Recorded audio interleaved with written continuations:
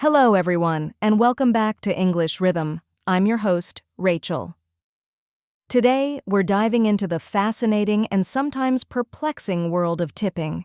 Through two engaging conversations, we'll explore this common cultural practice from different perspectives, and these dialogues are also designed to help you enhance your English speaking and listening skills, allowing you to learn authentic English expressions in a relaxed and enjoyable atmosphere. Let's get started. Scene 1. The Group Dining Dilemma. Man, we went out for a huge group dinner last night, and the bill was absolutely astronomical.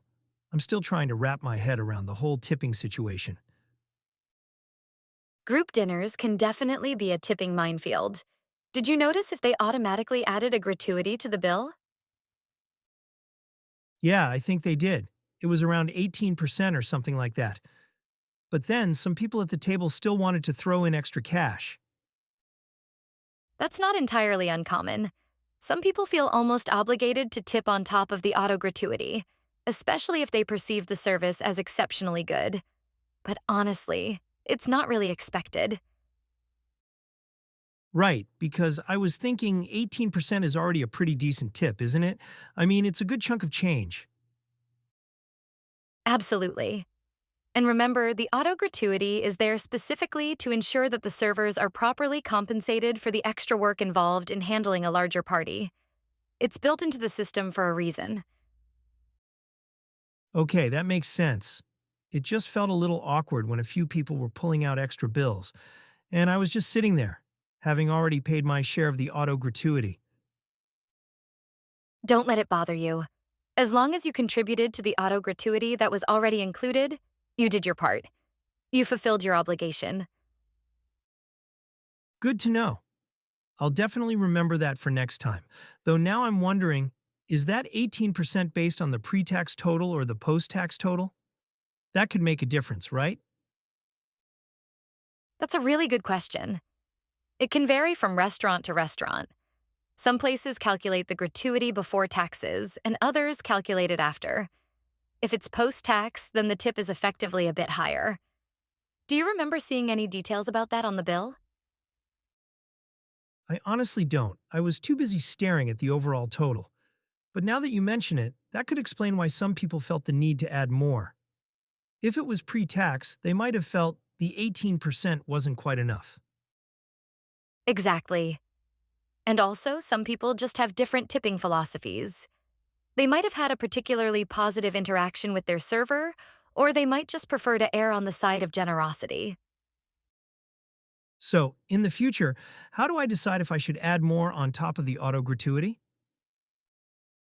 It really comes down to your personal judgment and how you felt about the service.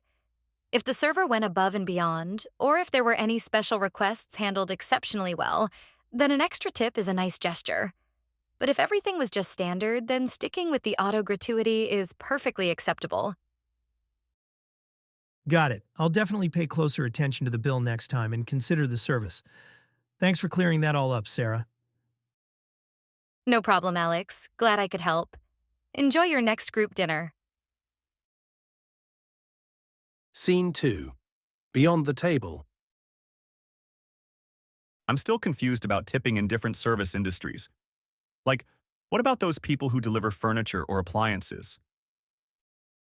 That's a great question. For deliveries, it's customary to tip based on the complexity and difficulty of the job. If they're just dropping off a small box, a few dollars is fine. But if they're hauling heavy furniture up flights of stairs, you should definitely tip more. Okay, that makes sense. What about hotel housekeeping? Hotel housekeeping is another area where tipping is appreciated. Leaving a few dollars per day is a nice gesture. And those valet parking guys? Valet parking is another one where a tip is expected. A few dollars when they bring your car back is standard. This is all really helpful. I always feel like I'm guessing when it comes to these less common situations. You're not alone. It's a learning process. And remember, it's always better to err on the side of generosity. So, if they assemble the furniture after delivering it, that would warrant an even bigger tip, right? Absolutely. Assembly adds significant labor and time. Consider that a separate service, so tip accordingly. Think of it like a mini construction job. Got it. And what about those people who help you load groceries into your car at some stores? That's a great point. Grocery loaders are often overlooked, but a small tip is definitely appreciated, especially if they're carrying heavy bags or it's raining. $1 or two is a nice gesture. Okay, and what about if you get something delivered from a catering company for a party? Catering delivery is a bit different. Usually, a percentage of the total bill is appropriate, similar to restaurant tipping. Think 15 to 20% of the delivery portion, especially if they set everything up nicely. Wow, there are so many nuances. What about when you get help with your luggage at a train station or airport? Luggage porters are another group to tip. A few dollars per bag is standard, especially if they're heavy or you have a lot of them. And finally, those people who help you carry out large purchases from a hardware store. Similar to furniture delivery, tipping depends on the weight and difficulty. If they're just pushing a cart, a few dollars is fine.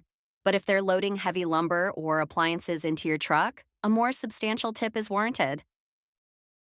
Thanks, Emily. I feel much more confident now. It's like a whole other language. You're welcome, Ben. It can be a bit overwhelming, but you'll get the hang of it. Just remember to consider the effort and service provided. And that brings us to the end of our exploration into the world of tipping. I hope these conversations have shed some light on this often confusing topic and helped you feel more confident in navigating these situations. Remember, it's all about showing appreciation for good service. Whether it's a group dinner or a delivery, your tip acknowledges the hard work of those who make our lives a little easier. Thank you for joining us on English Rhythm. Keep practicing your English, and we'll see you next time.